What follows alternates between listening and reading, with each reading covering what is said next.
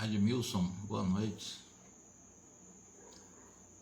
Paulette, boa noite. Erlen, boa noite. Alice, boa noite.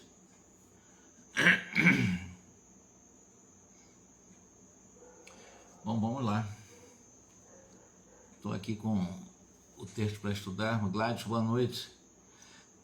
Vamos falar sobre o mandato mediúnico e nós vamos analisar alguns aspectos desse processo, dessa outorga aí de alguém ter um mandato mediúnico. Não é qualquer pessoa que tem mandato mediúnico.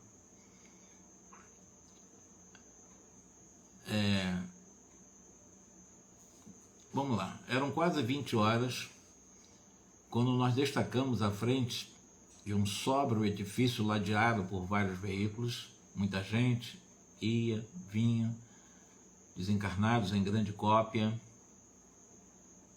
juntavam-se no recinto e fora dele. Espíritos vigilantes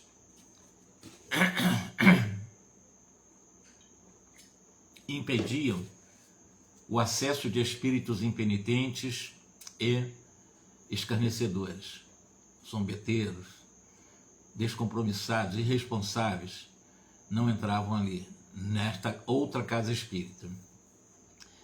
Diversos grupos de pessoas ganhavam um ingresso indo para a intimidade da casa. Mas nos pórticos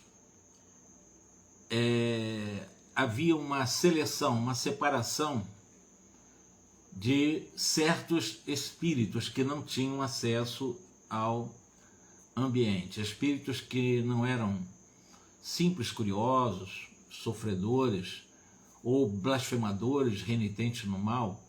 Nesses casos, eles, embora fosse uma exceção, na maioria realmente desses grupos de irmãos desencarnados se formava de gente sofredora, agoniada, e é o cenário que o André Luiz está descrevendo para nós.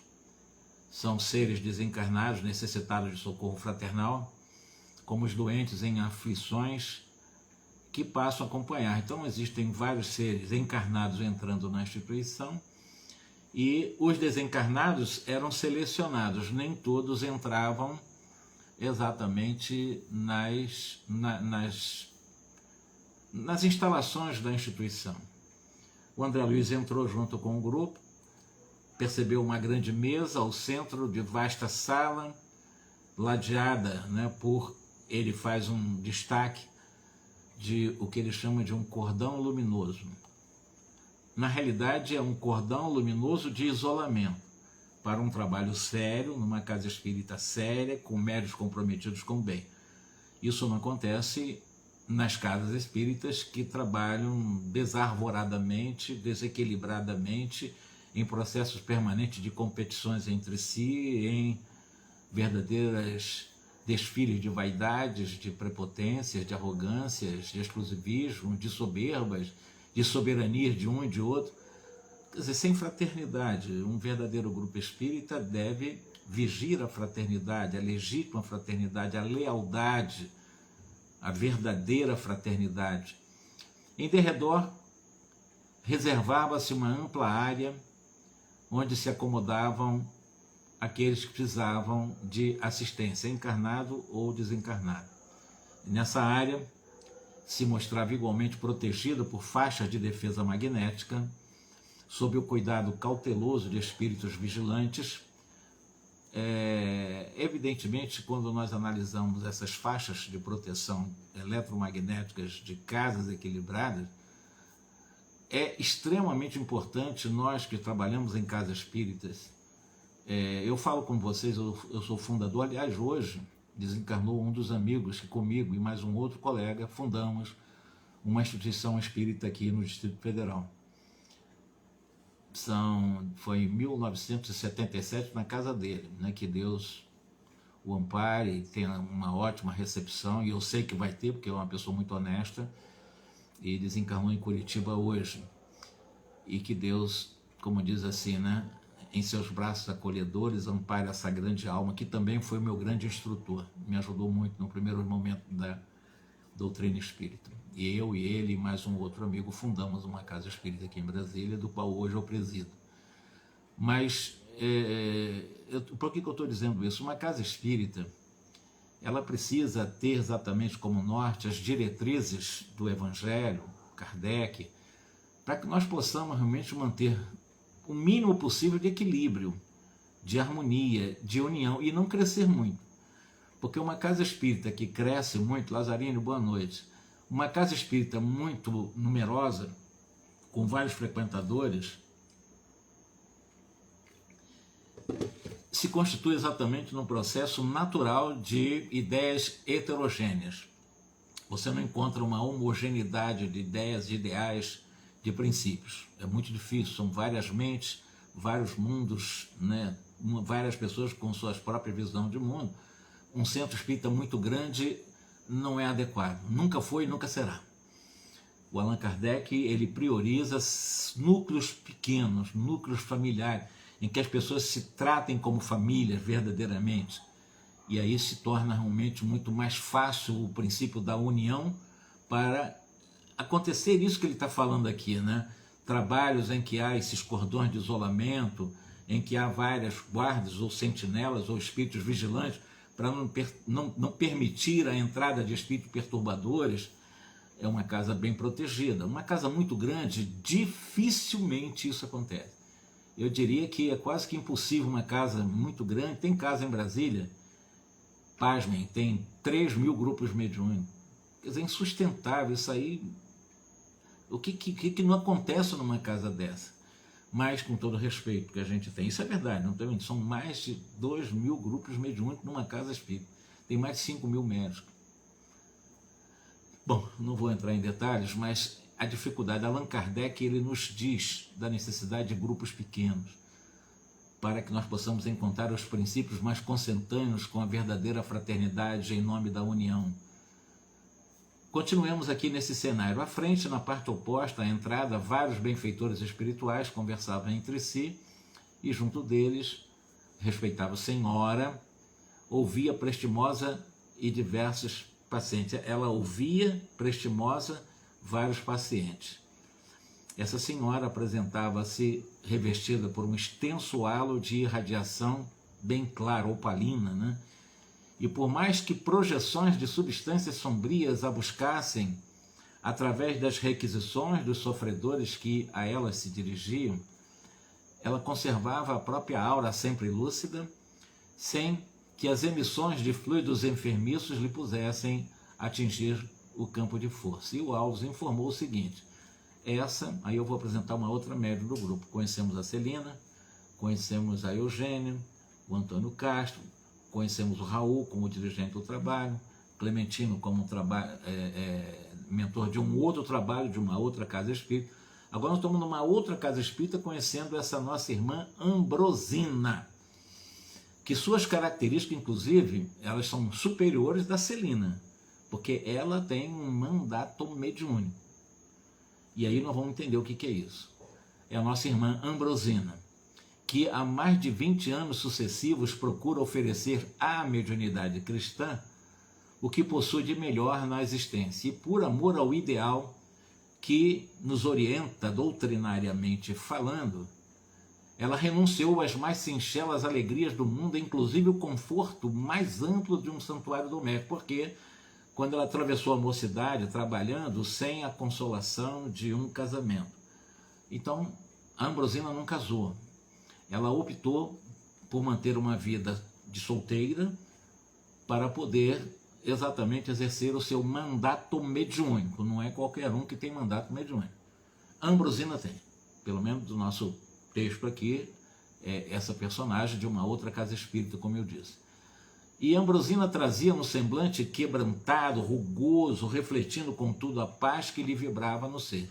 Então, não quer dizer que, como disse, um espírito muito evoluído não tem, muitas vezes, essas macerações, um rosto enrugado, que dá-se uma impressão de sofrimento, de cansaço, mas não é verdade. Embora ela trouxesse, né, no semblante quebrantado e rugoso, mas ela refletia uma vibração muito grande de energia, luminosa na cabeça, dentre os cabelos grisalhos, salientava-se um pequeno detalhe. O André Luiz chama de funil de luz à maneira de um delicado adorno. Então vamos imaginar um funil, alguma coisa que tem as características de funil, e que o André Luiz prestou atenção nesse pequeno funil como um adorno na cabeça dela. E o mentor Aulus explicou o seguinte: o que é esse funil?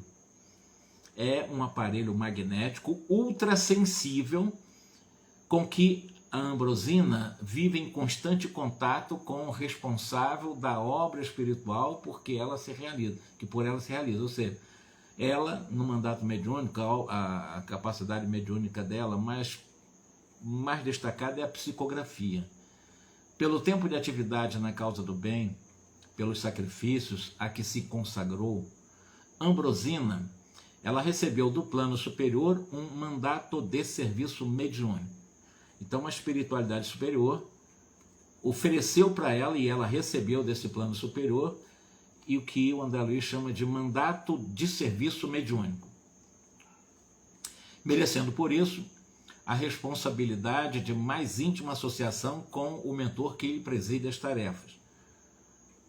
É interessante, então, considerando esse funil, ou essa coisa guisa de funil na cabeça como um adorno, para que realmente na sua ultrassensibilidade não perdesse contato com seu mentor espiritual, em função de ela ter um encargo e um compromisso muito grave, que é um mandato mediúnico. Havendo crescido a influência, viu-se assoberbada de solicitações de muito... Porque quando a pessoa tem um mandato mediúnico, muita gente procura informações do além e tal. Então são muitos apelos, são muitas solicitações, e ela tinha que estar muito preparada. Daí esse instrumento especial, inclusive, na sua cabeça. Inspirando fé e esperança, ela espalhava para esses que o procuravam, a quantos lhe aproximavam do sacerdócio de fraternidade, de compreensão. É naturalmente assediada pelos mais desconcertantes apelos. Aí o Hilário perguntou: então ela vive assim flagelada por pedidas e súplicas o tempo todo? Até certo ponto sim, porque ela simboliza uma ponte segura entre esses dois mundos. Entretanto, com a paciência evangélica, ela sabe ajudar aos outros para que os outros se ajudem. Ela não pode andar pelos outros, ela auxilia no limite das suas forças. Ninguém tem controle sobre o comportamento de ninguém.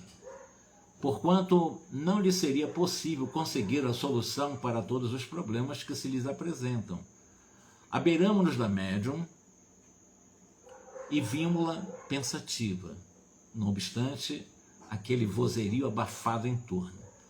Não longe, o pensamento conjugado de duas pessoas exteriorizava cenas lamentáveis de um crime em que se haviam embrenhado. Então, o que ele está dizendo? Que aproximaram-se da médium Ambrosina dois criminosos, cometeram um assassinato. E percebendo-as, Dona Ambrosina, a Ambrosina percebeu que eram dois assassinos. Ela refletia, falando sem palavras, em frases audíveis tão somente aos nossos meios, perguntando: amados e amigos espirituais, o que fazer diante desses criminosos, desses assassinos? Eu identifico esses nossos irmãos delinquentes e reconheço-lhes os compromissos. Um homem foi assassinado. Vejo-lhe a agonia retratada na lembrança desses responsáveis que mataram esse homem. O que estarão buscando aqui esses nossos infortunados companheiros foragidos da justiça terrestre? Isso é a Ambrosina, nesse colóquio mental, pedindo orientação espiritual, ela que identificou os assassinos ali naquele recinto. O que eles estavam fazendo ali? O que eles vieram buscar ali? Então há aí um pré-julgamento dela, dizer, o que eu posso oferecer? O que ele vem buscar aqui, já que eles são foragidos da lei? Eles mataram um ser humano. Reparávamos que a Ambrosina temia perder a harmonia vibratória, que era muito característica dela. Ela não desejava absorver-se em qualquer preocupação acerca desses criminosos. Foi então que um dos mentores presentes se aproximou e tranquilizou a Ambrosina, dizendo para ela se acalmar, para não ficar com medo. É preciso que a aflição não nos perturbe, Ambrosina, diz o mentor para ela.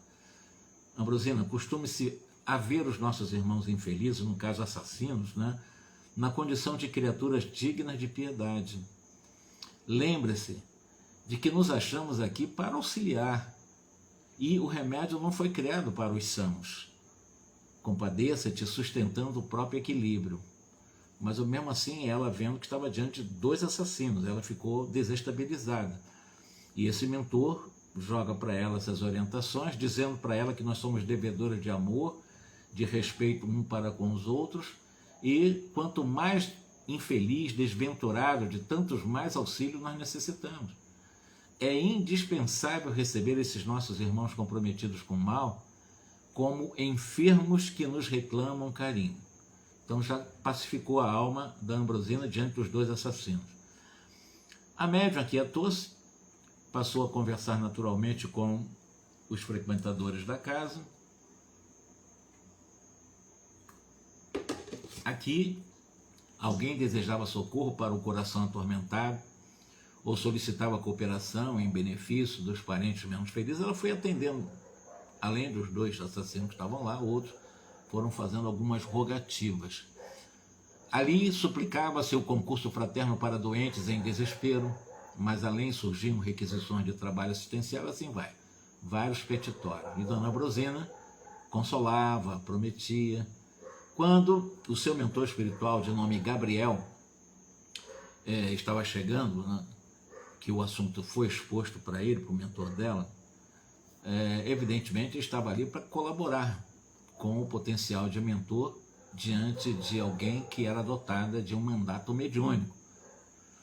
Não decorreram muitos minutos e Gabriel, o mais categorizado mentor da casa, deu entrada no recinto acompanhado por um grande séquito de amigos. Acomodaram-se em palestras afetivas à frente da mesa. Aí, reunidas as entidades de vida mental mais nobre, estabeleciam naturalmente uma larga faixa de luz inacessível às sombras que senhoreavam a maioria dos encarnados e desencarnados da grande reunião. Gabriel, que é o mentor da Ambrosina, e os assessores se abraçaram fraternalmente. Segundo André Luiz, disse-ia que partilhavam brilhante festividade, tão vivo se mostrava o júbilo, a alegria dos mentores e funcionários espirituais da instituição. O trato com os doentes, o trato com os sofredores dos dois planos, não lhes roubavam a esperança, a paz, o otimismo. Eles compareciam ali com um abnegado e culto, né, mentor, que é o Gabriel, do qual o Aulus ele tinha uma grande admiração, né? E não só tinha esse mentor, o Gabriel. Nós tínhamos lá vários médicos, professores, enfermeiros, vários auxiliares desencarnados prontos para o serviço no campo do bem.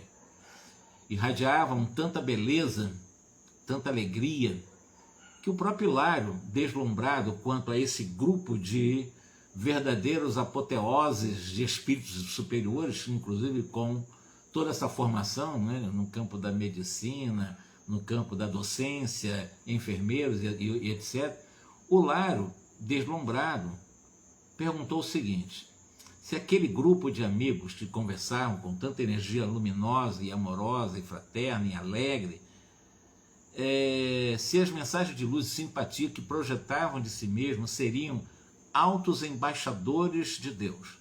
É a pergunta que o Hilário faz.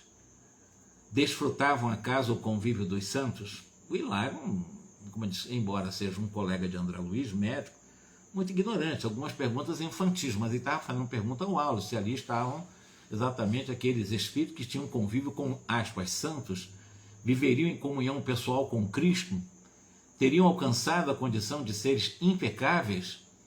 O Aulus, ouvindo essa infantilidade, embora para nós aprendendo aqui também com Hilário, o Aulus esclareceu o seguinte: nada disso, Hilário. Com todo o apreço que lhe devemos, é preciso considerar que eles são vanguardeiros do progresso sem serem infalíveis. Eu vou dizer uma coisa para vocês que muitas vezes acontece dentro de um mito nas casas espíritas, no movimento espírita.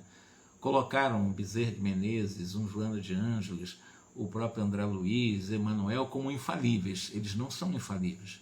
Eles são irmãos nossos, mais esclarecidos, mais evoluídos, mais experientes, mas eles não são infalíveis.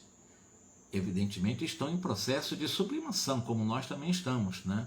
São credores também de nossa mais profunda reverência, claro que são, mas de alguma forma estão em processo de acrisolamento, ou seja, de sublimação. Eles não são puros, então não são infalíveis. É bem claro, nós podemos pensar assim para termos liberdade. É claro que um Emmanuel, um espírito superior, quando nos dá um conselho, é um conselho muito consistente, mas não quer dizer que ele não possa em algum momento se equivocar, porque é um ser em crescimento, mais evoluído que nós, mas não é um ser puro, é um ser mais esclarecido, podemos chamar de um espírito superior, mas ele ainda não é um espírito puro. Puro é que não erra nunca, aí é diferente.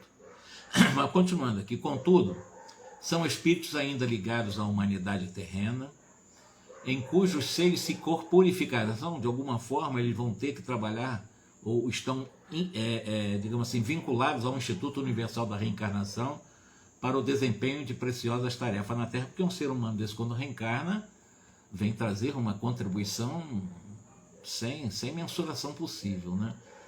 No entanto, à frente de um grupo enorme de criaturas torturadas que nós observamos, são eles luminares isentos de errar? É a pergunta que nós já respondemos aqui, que o Hilário está perguntando para o Auro.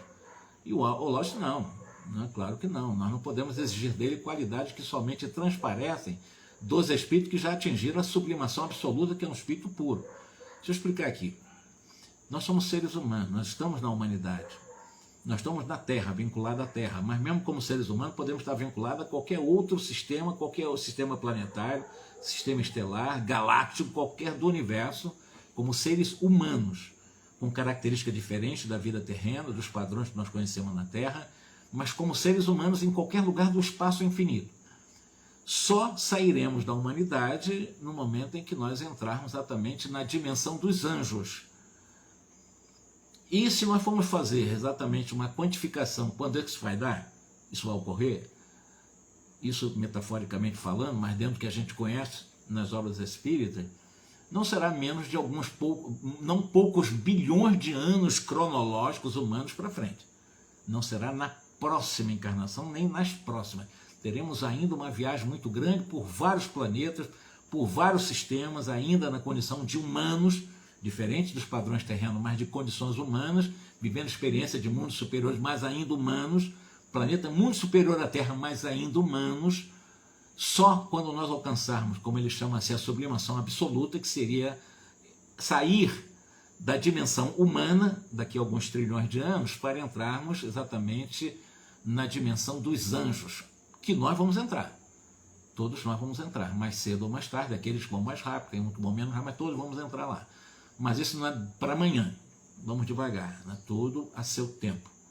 Nós somos seres humanos ainda de terceira ordem, talvez de 10ª classe, bastante impuros, vinculados aos padrões da vida da Terra, depois teremos vinculações com padrões de outros planetas, de outros sistemas, até com várias, infinitas experiências, atingirmos a sublimação absoluta.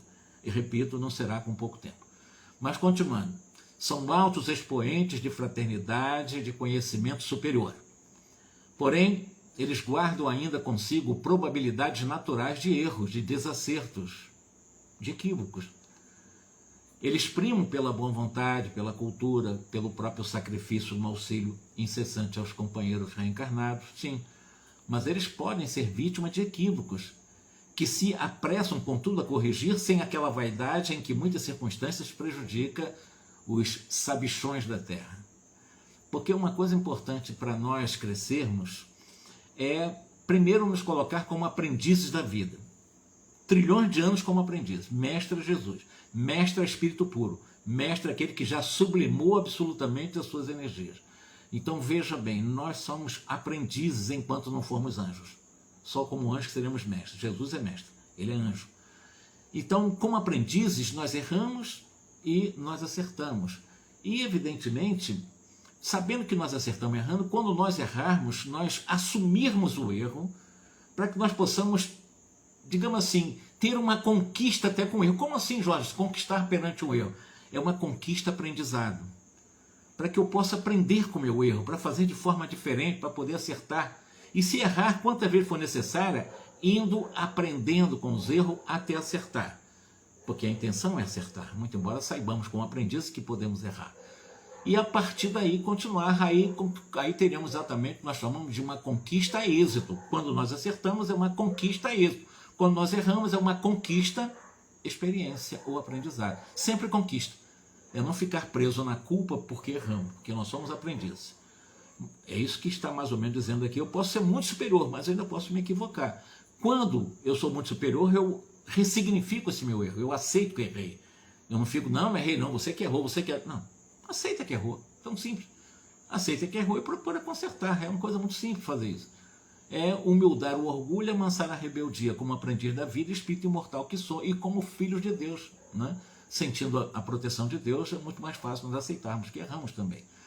Apesar de excelentes profissionais, aí não estou falando de médicos, estamos falando de enfermeiros, professores, etc., devotados, beneméritos na missão que esposaram, não seria contudo admissível fossem promovidos de um instante para outro da ciência fragmentária do mundo a sabedoria absoluta. Não vamos chegar à sabedoria integral do dia para a noite. Por mais que eu saiba, por mais que eu aprenda, mais eu percebo que pouco sei. A verdade é essa. E não será com morte, remorte, a morte reencarna, desencarna, redesencarna várias vezes. Nós vamos ampliando a informação, nós vamos cada vez mais ampliando a sabedoria. Mas é preciso, junto com a sabedoria, também sabermos ampliar a questão moral, a questão comportamental, aprender com os erros, buscar acertar e estar permanentemente se perdoando, se aceitando, se acolhendo amorosamente e a partir da autovalorização você crescer no processo de identificar com a luz que nós somos. Porque em essência, nós somos, em essência e em potência, o próprio Cristo. Todos nós somos o Cristo em potência. O que eu estou dizendo? É que nós já trazemos a luz do Cristo em nós. Nós já somos a própria luz que vai se expandindo à medida que vamos tendo as experiências nesses não poucos bilhões, talvez trilhões de anos para frente. Várias experiências. Nós vamos somando e vamos crescendo até chegarmos à sabedoria integral. Aí entraremos em outra dimensão, que é a dimensão dos anjos. Mas continuando aqui, com a imersão das realidades, ou nas realidades da desencarnação, da morte, eles adquirem novas visões da vida, alargam-se os horizontes da observação, compreendem que algo sabem, mas esse algo é muito pouco daquilo que lhes compete saber. E olha que ele está falando aqui numa classificação analítica de um grupo de seres altamente iluminados, que estão dando todo um suporte técnico espiritual para uma médium que tem um mandato mediúnico. Mas eles compreendem, né? Eles têm a consciência de que o muito pouco daquilo que lhes compete saber na realidade, embora o que eles já sabem. Como dizia Sócrates, né? A única coisa que eu sei é que nada sei. Bom, ou a sabedoria está em nós reconhecermos não saber aquilo que nós realmente não sabemos, ou pelo menos são frases que se mudam, se faz alguns encaixes, né? Mas a única coisa que eu sei é que nada sei. Entregam-se desse modo a preciosas cruzadas de serviços e dentro dela ajudam e aprendem. São trabalhadores de outros círculos de experiência humana, encontram-se no mesmo regime, auxiliam, são auxiliados, não poderia ser de outro modo, e sabemos que o milagre não existe como derrogação de leis naturais. Nós somos irmãos uns dos outros, envolvendo juntos em processo de interdependência, no qual se destaca o esforço individual. Então, o destaque no processo de interdependência é muito importante o esforço de cada um de nós. E o esforço não é você se impor ser o que você não é, ou pelo menos que você não está. Porque o esforço é a disciplina, o esforço ele precisa ser paciente, o esforço precisa ser disciplinado, o esforço precisa ser continuado, o esforço precisa ser perseverante, senão não é esforço. Porque tem pessoas que querem virar, dar um salto, né? Já virar anjo do dia para a noite, não existe essa possibilidade. Nós somos seres humanos em um processo gradual de crescimento, expandindo nossos conhecimentos, portanto, nos envolvendo dentro desse processo de interdependência, mas o que vai valer é o esforço individual. Eu não posso me esforçar pelo outro, eu posso ajudar, auxiliar, posso ser uma boa referência, mas o esforço é dele. Eu não posso fazer por ele o que ele tem que fazer por ele. O esforço é individual. Nessa altura do esclarecimento, que registrávamos felizes, a dona Ambrosina sentara-se ao lado do diretor da sessão. O diretor é um homem de cabelos brancos, escrito ele aqui, um homem de cabelos grisalhos, fisionomia simpática, que havia organizado a mesa mentora dos trabalhos com 14 pessoas, em que transparecia uma simplicidade e a fé. Importantíssimo isso num grupo mediúnico, não ultrapassando a 14 pessoas, mas, sobretudo, essa caracterização, nessa transparência efetiva de simplicidade e fé. Porque toda soberba em qualquer grupo que se reúne realmente perde a conexão natural com as esferas superiores, ficam vinculadas às esferas bem baixas. Enquanto Gabriel, que é o mentor da Ambrosina, se postava ao lado da médium, aplicando-lhe passe de longo circuito, como a prepará-la com segurança para as atividades da noite, o dirigente da reunião fez a prece de início. Em seguida, foi lido um texto edificante, um livro doutrinário, né, e foi acompanhado com algumas reflexões evangélicas, e em cujas escolhas preponderou a influência de Gabriel sobre, né, os que estão ali na casa. Da leitura global, distinguia-se, o tema era paciência. Aliás, esse é o grande problema de quase todos nós, é a impaciência, né? Só fazendo uma deixa aqui em relação ao tema que foi lido, a paciência nós não compramos em supermercado, não compramos em drogaria. Tem pessoa que quer paciência utilizando psicotrópicos, ansiolíticos, calmantes. Não é assim que se conquista a paciência. Isso é só para enganar o cérebro, produzindo neuroquimicamente algumas coisas, para enganar o sistema endocrínico e dar realmente uma aparência, né, de calma, de sossego, através de neurotransmissores. Mas não é assim que se conquista a calma, não, nem a paciência. Nós, para ressignificarmos a nossa tendência à ira, à raiva, termos esse momento de explosões, né, veja bem, nós precisamos, lembra da sigla PARDA? A Kátia anotou, né, Kátia? PARDA, perceber, aceitar, refletir, decidir e agir. Eu vou explicar mais uma vez, todos nós que temos uma tendência à impaciência, tá? Já que o trabalho é um esforço individual, dentro de um processo de interdependência, e eu posso colaborar como terapeuta em algumas técnicas que podem favorecer a nós gradualmente conquistarmos a paciência. Não é que vai conquistar do dia para a noite, nem para amanhã, nem próprio mês, mas devagarinho nós vamos ressignificando a nossa impaciência, nós vamos criando uma nova versão para nós, ou seja, dando uma característica de uma nova versão para nós, pelo esforço paciente, continuado, perseverante e disciplinado. É isso mesmo, Kátia. Então, percebe que você está irritado, está com irritação, está para explodir, está, né, com um vulcão dentro de você. No momento que você percebe, aceite que isso está acontecendo com você. Não adianta renegar, não adianta reprimir. Eu não posso ficar nervoso, não posso ficar bravo. Pode, só não deve, mas poder pode, que poder é da lei de liberdade, o dever é a lei do dever. Você pode, mas não deve. Mas poder pode, a lei de liberdade. A liberdade todos nós temos, fazer o bem ou o mal. Então poder pode, sentir essas coisas ruins pode, né? Só não deve materializar para não trazer estrago para os outros. Mas então, no momento que você aceitou que está irritado, está chateado, fica, eu sou inferior, eu não valho nada, eu sou um lixo, sou um zero à esquerda, eu não tenho jeito mesmo, não pense assim não. Porque pensando assim, você está em conexão de identificação com uma crença que vai te limitar. Nós chamamos de crenças limitantes. Embora toda uma intenção positiva com direção inadequada, nós não saímos desse ciclo, né, de culpas. Eu não posso me irritar, eu sou um orador espírita, eu sou... Pode, nós somos seres humanos, nós estamos ainda em experiência. Então o que eu faço quando eu estiver ou querendo sentir a raiva, já estou sentindo a raiva ou já senti a raiva? Nesses três movimentos aí. É reconhecer que ainda temos isso para ser resolvido, isso é muito forte em cada um de nós, a impaciência, e começar nesse processo de dar um significado novo a essa energia de impaciência para transmutar em uma energia de calma, de sossego, de paciência, de tolerância, de harmonia. Isso é possível, gradualmente. Aí você tem que trabalhar a mente. Percebeu? aceitou que está com essa situação, reflete quais as ações que eu posso empregar para sair disso, gradualmente.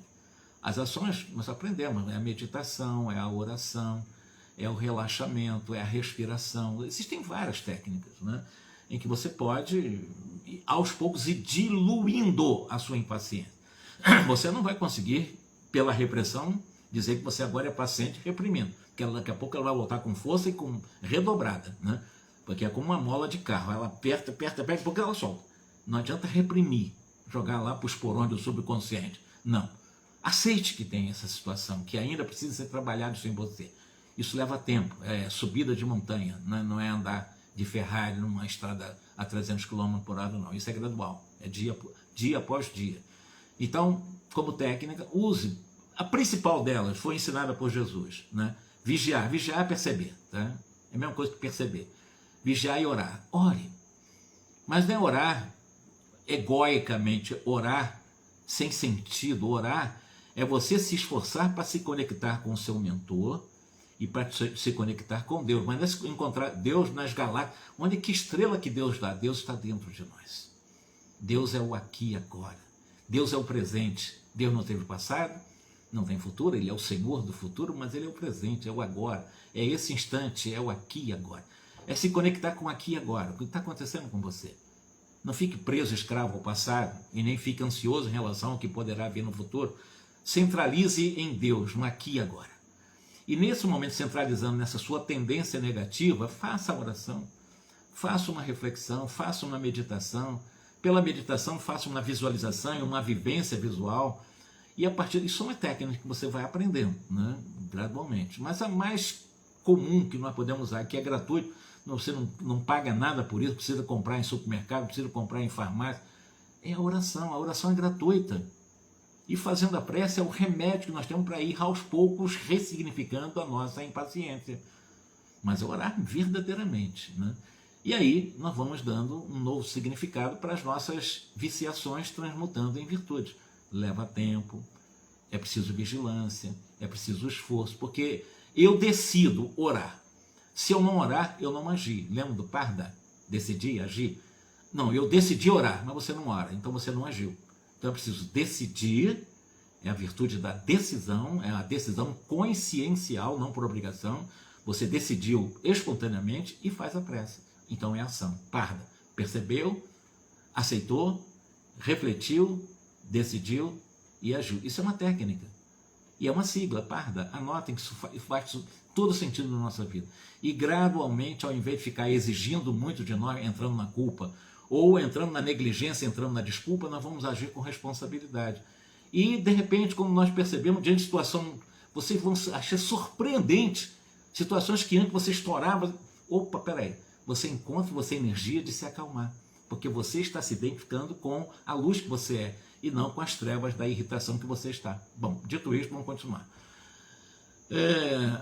Da leitura global, distinguir a paciência, que o tema é a leitura sobre a paciência. E realmente, a Assembleia, examinada no todo, mostrava-se flagelada de problemas inquietantes, reclamando a chave da conformação para alcançar o equilíbrio. Dezenas e dezenas de pessoas aglomeravam-se em redor da mesa, exibindo tribulações, dificuldades, assim vai. Estranhas formas, aí vem outro detalhe importante, para que a gente possa vigiar, né? Que bom, né? Muito legal, Débora, muito legal. É a coisa mais importante, né? Paulo chamava de o meu escafandro, ou o meu capacete divino de proteção do mundo mental é a oração. E a oração é gratuita, não paga nada por isso, né? Não são os psicoativos, né, os psicotrópicos que vão tirar exatamente essa minha liberdade de buscar pela oração a autonomia de me tornar paciente e não viver uma paciência automatizada por remédios. Não, sou paciente porque eu tenho poder em mim, eu produzo neurotransmissores e substâncias neuroquímicas que vão produzir as enzímicas dentro do processo de metabolizar todo o processo de controle do meu sistema neural, do meu sistema nervoso. E eu vou manter tranquilidade porque eu vou me harmonizar energeticamente com a luz que eu sou. Porque nós somos luz, nós somos espírito, nós somos chama divina, todos nós. Bom, estranhas formas pensamento, detalhe para ser analisado também, formas pensamentos, ideoplastias, surgiam de grupos a grupos denunciando-lhes a posição mental. O que ele está dizendo aqui? Grupos que formam, através das suas ideias, porque todo nosso pensamento gera também imagem, cria imagem de alguma forma, todo pensamento gera sentimento, todo pensamento gera as palavras, todo pensamento gera emoção, e todo pensamento vem do mundo mental, e todo mundo mental é de toda a nossa experiência do passado e do presente.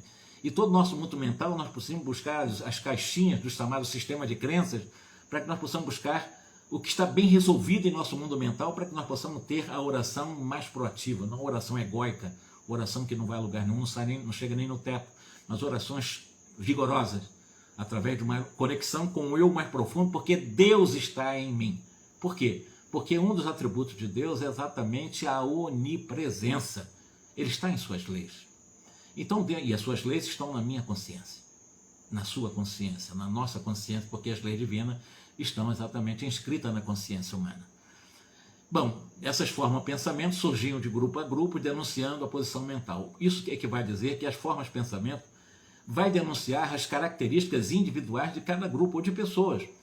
Então, com essas formas de pensamento, às vezes verdadeiros monstros, ou às vezes luzes, né? Formas de pensamento de coisas maravilhosas, rosas, flores, plantações, vegetações, riachos, são formas de pensamento em que, de acordo com essa forma de pensamento, vai ser caracterizado o estado mental, espiritual e moral desse ser, ou desse grupo.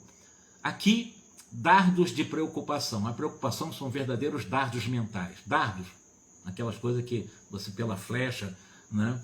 Verdadeiros flechas de preocupação, estiletes de amargura, nevoeiros de lágrimas. Tudo pensamento. Forma pensamento. Então, quando se fala a pessoa muito preocupada, ela cria dardos mentais de preocupação. A pessoa amargurada, ela cria estiletes de amargura. As pessoas que estão em lágrimas, em um sofrimento, dentro de um processo de coitadismo, de vitimismo da vida, buscando migalhas de compaixões alheias, entram nesses nevoeiros de lágrimas mentais por formas de pensamento, porque não consegue trabalhar dentro de uma filtragem ao próprio pensamento, né? Acolá, obsessores enquistados, né, no desânimo, enquistado quer dizer cheio de quistos, cheio de tumores, né, no desânimo, ou no desespero entre agressivos propósitos de vingança, agravados pelo temor do desconhecido, desencarnados em grande número, suspiravam pelo céu, enquanto outros receavam o inferno, desajustados pela falsa educação religiosa, recolhidas no plano terrestre. Está mostrando aqui grupos de desencarnados, e é em grande número, alguns esperando as dimensões beatíficas celestes do qual a sua religião disse que se ele fosse, aspas, bonzinho, ele iria, ou outros realmente com medo do inferno, desajustados, né, por essa falsa educação religiosa em relação a essa vida futura, que eles acabaram desaprendendo com as religiões do mundo material. Vários amigos espirituais, junto aos componentes da mesa diretora, passaram a ajudá-los na predicação doutrinária, na palestra, com base nos pontos evangélicos da noite, espalhando através de comentários bem feitos, estímulos e consolos. Fichas individuais eram declinadas, entretanto, diz o André Luiz, percebimos claramente, as pregações eram arremessadas ao ar como endereço exato. Então, à medida em que se fazia a palestra, as palavras com o poder de ação, que quando você fala uma coisa, essa palavra solta, ela tem um poder muito grande. Precisa ter cuidado naquilo que você fala. Todo pensamento, toda palavra vem também do pensamento. E a palavra, quando você solta, você não tem como voltar. Você será responsável por essa palavra. Você, evidentemente, é proprietário absoluto das palavras que você não pronuncia. Mas você é totalmente responsabilizado pela palavra que você pronuncia. Dentro de você, você tem o domínio, a soberania. Não, eu vou falar, silêncio é extraordinário em determinado momento. No momento que você solta a palavra, você é responsável por ela. E é o que está falando. Aqui levanta-se um coração caído em desalento, ali advertiam consciência descuidadas, mas além renovavam o perdão, a fé, a caridade e a esperança. Não faltavam quadros impressionantes de espíritos perseguidores que procuravam hipnotizar as próprias vítimas naquela preleção sobre a paciência. O que os obsessores fazem com suas vítimas? Vão lá com que eles são conhecedores de magnetismo, vão fazer o bloqueamento dos chakras, né, nós temos 7 chakras, eles vão pegar um desses chakras, vão criar os bloqueios energéticos do chakra para perder a função, vai interferir no sistema nervoso central a partir dos plexos nervosos, e o que vai acontecer? A pessoa vai entrar em sono, hipnose. Então está sendo dada uma palestra maravilhosa sobre, por exemplo, a paciência com vínculo ao Evangelho, e as pessoas dormindo. Aí depois, não, desdobrei, fui para lá, no fundo foram hipnotizados pelos seus obsessores, para que eles não tivessem capacidade de perceber essas informações para a renovação íntima. Porque as informações, como a palavra, tem poder. E essas palavras, quando ditas de forma adequada, próprias, né, ela realmente é um convite para a renovação daquele que escuta.